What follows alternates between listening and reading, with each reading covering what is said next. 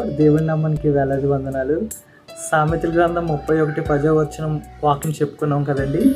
అందులోని మీరు అనుకోవచ్చు, అంటే బ్రో నేను పరిశుద్ధంగా ఉంటే నాకు పరిశుద్ధంగా ఉన్న వాళ్ళు వస్తారా? నేను నిజాయితీగా జీవిస్తే, అంటే దేవుడికి నచ్చే విధంగా నేను ఎటువంటి పాపం చేయకుండా పరిశుద్ధంగా నేను జీవిస్తే నాకు అటువంటి వారు వస్తారా? ఎందుకంటే ఈ రోజుల్లో మంచిగా జీవించిన వాళ్ళకి కూడా అంటే పాపం చేసిన వాళ్ళు, చెడ్డవారు లాంటి వారు కూడా వస్తున్నారు కదా అని మీరు అనుకోవచ్చు, అనొచ్చు కూడాను.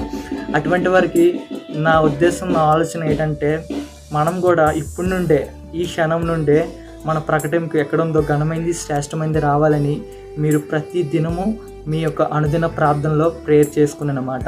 ఎందుకంటే అలా చేసిన యెడల మీకున్న అవధేయములు, మీకున్న తప్పిదములు ప్రభువునే క్షమించి, మీకు ఎలా అయితే మీరు పరిశుద్ధంగా జీవించాలని ఆశపడుతున్నారో అట్టి రీతిగా అటువంటి అమ్మాయిని కూడా మీకు దయచేస్తాడనమాట.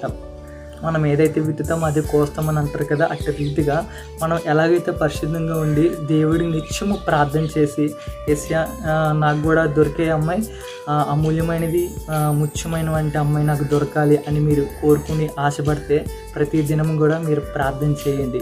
మీ అనుదిన ప్రార్థనలో నా ప్రకటనకి ఎక్కడుందో ఘనమైంది, శ్రేష్టమైంది నాకు ఇవ్వమని యేసయ్యని మీరు అడగండి. దేవుడు మీకు తప్పకుండా దయచేస్తాడు. ఎటువంటి అనుమానం కూడా లేకుండా మీరు అడగండి, ఓకేనా? మీరు అడుగుతారని నేను ఎంతగానో ఆశపడుతున్నాను. ఈ యొక్క కొద్ది మాటలు దేవుడు దీవించిన గాక. ఆమేన్. God bless you.